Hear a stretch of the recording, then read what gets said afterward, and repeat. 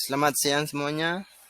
Jadi saya di sini akan mempresentasikan sebuah unsur intrinsik sang pemimpi. Perkenalkan, nama saya Lawrence Maling. Saya dari kelas 12 IPS. Identitas buku yang berjudul Sang Pemimpi. Penulis Andrea Hirata, penerbit PT Benteng Pustaka Yogyakarta. Tahun terbit cetakan pertama Juli 2006, cetakan ke-28 Desember 2010. Tebal buku 248 halaman. Unsur-unsur intrinsik ada 7. Tema, tokoh, alur, latar, gaya bahasa, sudut pandang, dan amanat. Yang pertama yaitu tema. Tema yang tersirat dalam novel Sang Pemimpi ini tak lain adalah persahabatan dan perjuangan dalam mengurangi kehidupan serta kepercayaan terhadap kekuatan sebuah mimpi atau pengharapan. Hal itu dapat dibuktikan dari penceritaan per kalimatnya, di mana penulis berusaha menggambarkan begitu besarnya kekuatan pemimpi sehingga dapat membawa seseorang menerjang kerasnya kehidupan dan batas kemustahilan. Yang kedua, penokohan. Ada Ikal, Arai Jimron, Zakian Nurmala, Julian Balia, dan Pak Mustar. Ikal yaitu seorang yang baik hati, optimis, pantang menyerah, penyuka. Yang kedua, si Arai. Arai ini seorang pintar, penuh inspirasi atau ide baru, gigih, rajin, pantang menyerah. Kemudian ada si Jimron. Jimron ini seorang polos, gagap bicara baik, sangat antusias pada kuda. Pak Mustar itu seorang guru galak, pemarah, berjiwa keras. Zakian Nurmala adalah gadis yang sangat dicintai oleh Arai, mulai dari masuk SMA. Julian Iscan Balia sebagai kepala sekolah di SMA Negeri di Magia, sekaligus guru sastra yang sangat disukai oleh banyak murid, terutama Ikal, Arai, dan Jimron.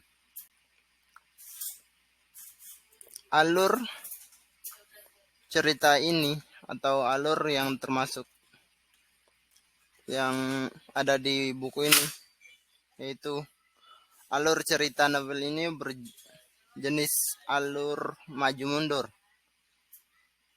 Dalam novel Sang Pemimpi digambarkan sebagai bagus dan menarik. Seperti novel sebelumnya, Andrea Hirata menggunakan berbagai alur dengan pembagian pada masing-masing mozaik untuk mempermudah pembaca dalam menikmati novel kedua tetralogi Laskar Pelangi ini berjudul Sang Pemimpi. Kemudian latar. Pemaparan latar suasana dalam novel berapa pada kultur etnis berkampungan Melayu di Manggar, Bangka Belitung pada tahun 1980-an. Kemudian sinopsis. Novel Sang Pemimpi merupakan sekuel kedua dari tetralogi Laskar Pelangi, karya Andrea Hirata. Novel ini menceritakan tentang perjuangan 3 orang pemuda dalam meraih mimpi-mimpinya.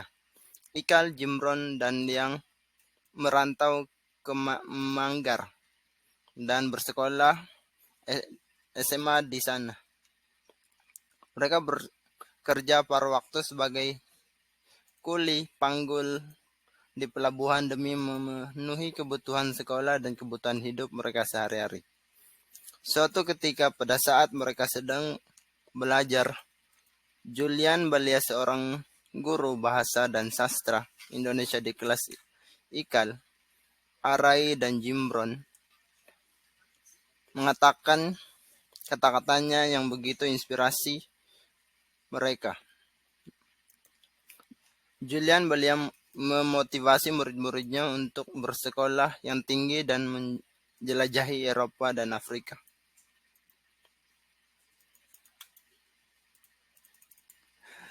Serta belajarlah di antara ilmu Sorbonne Paris. Kata-kata Julian pada saat itu menginspirasi murid-muridnya. Hingga pada saat itu ketika Arai dan Ikal berjanji untuk pergi keliling Eropa dan Afrika.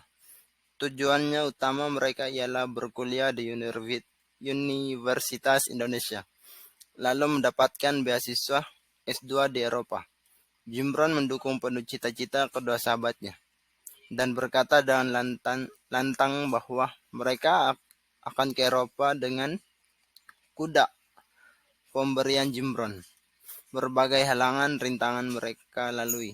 Akhirnya, tiba pada saatnya Arai dan Ikal berangkat menuju Jakarta. Saat-saat yang mengharumkan terjadi ketika Gibran memberikan kedua celangan kuda untuk Arai dan Ikal. Gibran berkata bahwa mereka akan ke Paris dengan kuda-kuda pemberian Gibran. Mereka pun berpelukan. Pada saat di Jakarta, Arai tiba-tiba menghilang dan bertemu kembali dengan Ikal pada saat-saat yang tidak terduga. Arai bertemu Ikal di tempat mereka akan melakukan wawancara calon penerima beasiswa S2 ke Paris. Akhirnya mereka pun meraih mimpi-mimpi mereka.